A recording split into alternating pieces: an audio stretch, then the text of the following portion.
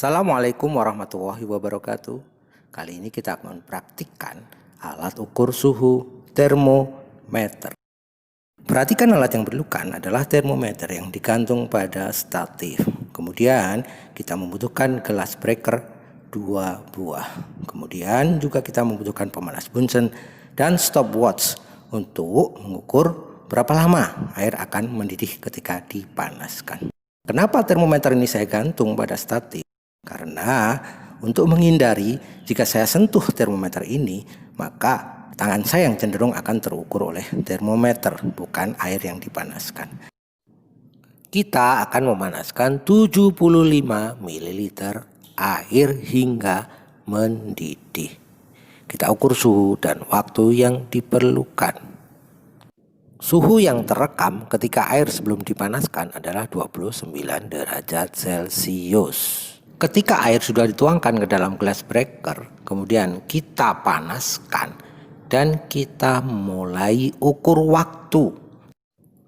Maka suhu akan naik ditandai dengan naiknya alkohol dalam termometer menunjukkan pada skala tertentu.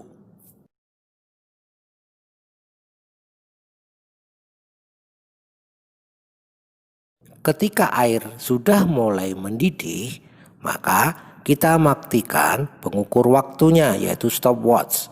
Kemudian kita periksa berapa suhu yang terukur ketika air mendidih. Suhu air ketika mendidih adalah 101 derajat Celcius. Berapa waktu yang diperlukan?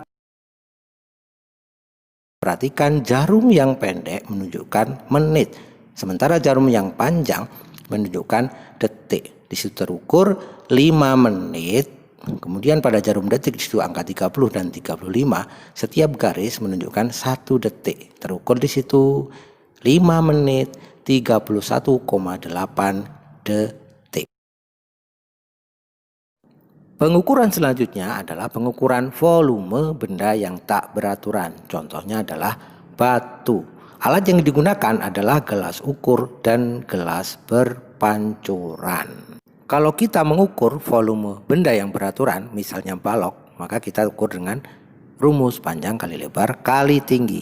Bagaimana dengan batu? Nah, kita akan menggunakan 2 cara, yaitu menggunakan gelas ukur dan perpaduan antara gelas ukur dan gelas berpancuran. Perhatikan posisi air dalam gelas ukur ini. Di sini tercatat 20, kemudian di atas tercatat 40. Kemudian di tengah-tengah adalah 30. Jadi setiap garis itu mewakili 2 ml. Perhatikan 20, 22, 24, 26, 28, dan 30.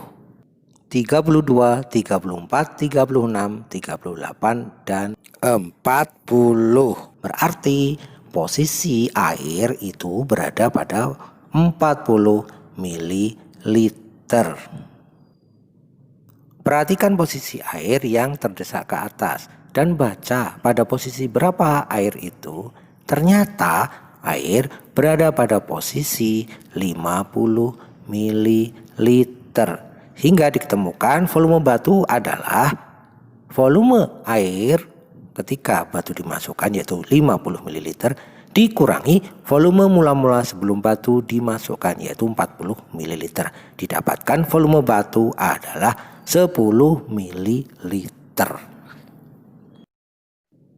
Cara yang kedua menggunakan kombinasi antara gelas ukur dengan gelas berpancuran. Perhatikan posisi air berada pada sebelum mulut berpancuran pada gelas berpancuran.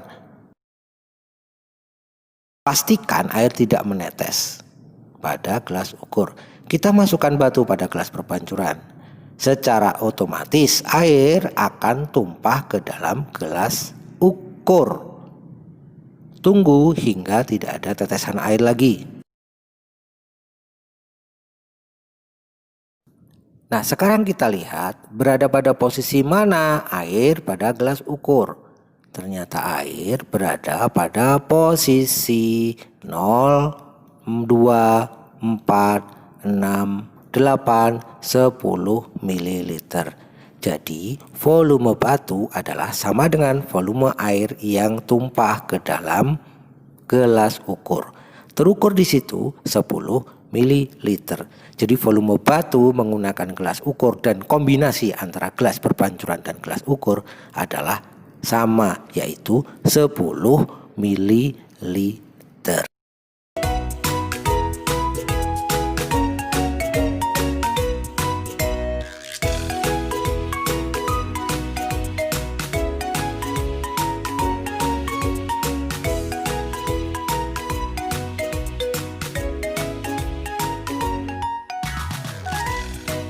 Itu tadi praktikum yang kita lakukan. Terima kasih atas perhatiannya. Semoga bermanfaat. Sampai jumpa di video berikutnya. Assalamualaikum warahmatullahi wabarakatuh.